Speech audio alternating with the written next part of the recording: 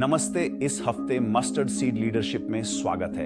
हम अंतिम एपिसोड पर हैं। साथ एक श्रृंखला जिसका नाम है यीशु के नेतृत्व की नींव। और हम देख रहे हैं कि वे कौन से नींव के पत्थर थे जिन पर यीशु ने अपनी नेतृत्व शैली का निर्माण किया, और हम उन्हीं निर्माण खंडों को अपनी जिंदगी में कैसे शामिल कर सकते हैं। और आज के एपिसोड का नाम है प्यार के साथ नेतृत्व करना, और यह एक बहुत महत्वपूर्ण विषय है। मैं मरकुस अध्याय 1 आयत 29 से 34 तक पढ़ना चाहता हूं। जैसे ही वे निकले सभा भवन से, वे याकूब और यूहन्ना के साथ शमौन और अंद्रियास के घर गए। शमौन की सास बुखार में बिस्तर पर थी और उन्होंने तुरंत यीशु को उसके बारे में बताया। तो वह उसके पास गए, उसका हाथ पकड़ा और उसे उठने में मदद की। बुखार उसे छोड़ गया और वह उनकी सेवा करने लगी। उस शाम सूर्यास्त के बाद लोगों ने यीशु के पास सभी बीमार और दुष्टात्मा ग्रस्त लोगों को लाया। पूरा नगर दरवाजे पर इकट्ठा हो गया और यीशु ने बहुतों को चंगा किया जिन्हें विभिन्न प्रकार की बीमारियां थीं। उन्होंने कई दुष्टात्माओं को निकाला, पर उन्हें बोलने नहीं दिया क्योंकि वे उसे पहचानती थीं।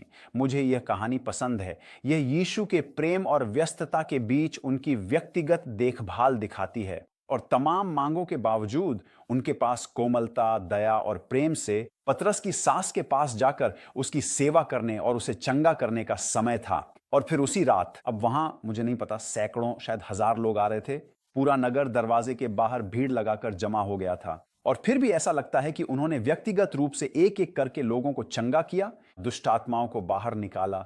यह यीशु की करुणा और प्रेम को दर्शाता है। ध्यान दें कि उन्होंने सेवा कैसे की।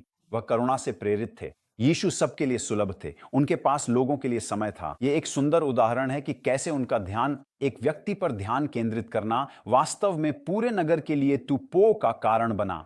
और मेरे लिए वहीं एक सुंदर सी छोटी सी कुंजी छुपी है। जब मांगे बहुत हों तो एक पर ध्यान केंद्रित करना ही सबकी सफलता की कुंजी बन सकता है। मत्ती अध्याय 9 पद 36 और 37 में लिखा है, जब उसने भीड़ को देखा, यीशु के बारे में बात करते हुए उसने उन पर दया की, क्योंकि वे परेशान और असहाय थे, जैसे बिना चरवाहे की भेड़ें। और फिर उसने अपने चेलों से कहा, फसल तो बहुत है लेकिन मजदूर थोड़े हैं। मुझे यह पसंद है कि यीशु के नेतृत्व की नींव यही थी। जब वह लोगों को देखता था तो उसके मन में करुणा उमड़ आती थी। यही करुणा, लोगों के प्रति उसका प्रेम, उसे आगे बढ़ाता था। यह लोगों के प्रति प्रेम था। पिता का लोगों के प्रति प्रेम ही उसकी सेवकाई में उसे आगे ले गया। मुझे लगता है कि यह जरूरी है कि हम नेता के रूप में उस शास्त्र पर मनन करें। 1 कुरिन्थियों 13 पद 1 से 3 में यह वह शास्त्र है जिसे मैं हर कुछ महीनों में पढ़ना पसंद करता हूं और याद करता हूं। 1 कुरिन्थियों 13 पद 1 से 3 में लिखा है, यदि मैं मनुष्यों या स्वर्गदूतों की भाषाओं में बोलूं लेकिन मेरे पास प्रेम ना हो, तो मैं बजता पीतल या झंकारता मंजीरा हूं। यदि मुझ में भविष्यवाणी की शक्ति हो, मैं सब रहस्यों और ज्ञान को समझूं और ऐसा विश्वास रखूं कि मैं पहाड़ों को हटा सकूं, लेकिन मेरे पास प्रेम ना हो तो मैं कुछ भी नहीं हूं। अगर मैं अपनी सारी संपत्ति गरीबों को दे दूं और अपने शरीर को कष्ट सहने के लिए सौंप दूं ताकि मैं घमंड कर सकूं, लेकिन मेरे पास प्रेम ना हो तो मुझे कुछ भी लाभ नहीं होता। नेताओं के रूप में हमारे लिए इन 3 बातों को याद रखना बहुत जरूरी है। शानदार बोलना। आप एक महान वक्ता हो सकते हैं। आप मंच से बहुत प्रभावशाली ढंग से बोल सकते हैं। शायद आप एक संगीतकार हैं। आप मंच से एक फरिश्ते की तरह गा सकते हैं। लेकिन बाइबल हमें बताती है, अगर यह प्रेम पूर्ण हृदय से नहीं आता तो वास्तव में यह स्वर्ग में एक बजती झांझ की तरह, एक परेशान करने वाली तेज आवाज की तरह आता है। आप दुनिया के सबसे अच्छे प्रचारक हो सकते हैं, लेकिन अगर आप अपना प्रेम पूर्ण हृदय खो देते हैं तो स्वर्ग में जो सुना जाता है वह सिर्फ एक झुंझलाहट है। यह कहता है कि चंगाई या भविष्यवाणी की शक्तिशाली सेवा अगर प्रेम के बिना की जाए तो वह कुछ समय के लिए पृथ्वी पर आपकी प्रतिष्ठा बना सकती है, लेकिन स्वर्ग में उसका कोई अर्थ नहीं है। यह उस व्यक्ति के बारे में है जिसकी भविष्यवाणी शक्तिशाली है। उनका विश्वास पहाड़ों को भी हिला सकता है। पर यदि प्रेम खो दिया तो स्वर्ग में आपका कोई मोल नहीं। लोग आपको अद्भुत कहें, पर स्वर्ग के लिए आप कुछ नहीं, क्योंकि बिना प्रेम के सब व्यर्थ है। फिर यह बलिदानी जीवन और सेवा के लिए मर मिटने की बात करता है। मैंने सेवा में सब कुछ दे दिया है, पर यदि यह प्रेम रहित है तो सब व्यर्थ है। नेताओं, इसे सुने, यह जरूरी है। अपना समय बर्बाद न करें। नहीं चाहता कि पूरी जिंदगी प्रभु के लिए परिश्रम में बिताऊं, खुद को पूरी तरह से न्यौछावर करते हुए, और फिर भी यह कुछ भी हासिल न करे, क्योंकि कहीं ना कहीं अब आप इसे प्रेम के बजाय सिर्फ नौकरी, पेशे या वेतन के लिए कर रहे हैं, न कि ईश्वर और लोगों के प्रति प्रेम के कारण। प्रेम हमारे नेतृत्व की नींव है। यीशु ने वास्तव में यूहन्ना 13:32 में कहा था, इसी से सब जानेंगे कि तुम मेरे चेले हो यदि तुम एक दूसरे से प्रेम करते हो।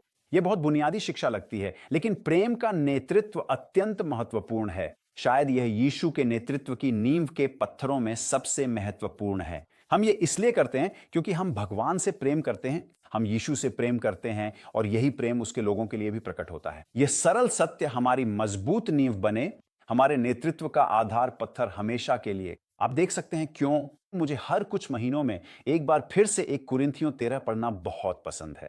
इसे फिर से पढ़ना अच्छा है, फिर से याद दिलाया जाना कि प्रेम को अपनी नींव बनाना कितना महत्वपूर्ण है। यीशु की तरह नेतृत्व करने का अर्थ है प्रेम और करुणा के साथ नेतृत्व करना। और इसीलिए मैं चाहता हूं कि आपको सोचने के लिए 3 अंतिम प्रश्न छोड़ूं। पहला, आप कब सबसे अधिक प्रेमपूर्ण होते हैं और कब सबसे कम? यह सवाल अजीब लग सकता है, लेकिन मैं चाहूंगा कि आप बस थोड़ा समय निकालें और इस पर विचार करें। ईमानदारी से कहूं तो मेरे लिए कभी कभी ऐसे पल आते हैं जब मुझे लोगों से प्रेम करना आसान लगता है, मुझे उनके साथ रहना पसंद है और मैं उन पर ध्यान देता हूं, पर कभी कभी वे चिढ़ाते हैं। फर्क क्या है? आप कब प्रेमपूर्ण होते हैं और कब नहीं? खुद को जानना और सीखना जरूरी है ताकि हम समझ सकें कि कब हम नुकसान कर सकते हैं और खुद को संभाल सकें। अगला सवाल यह है, 1 कुरिन्थियों 13:1-3 में से कौन सी बात आपको सबसे ज्यादा चुनौती देती है?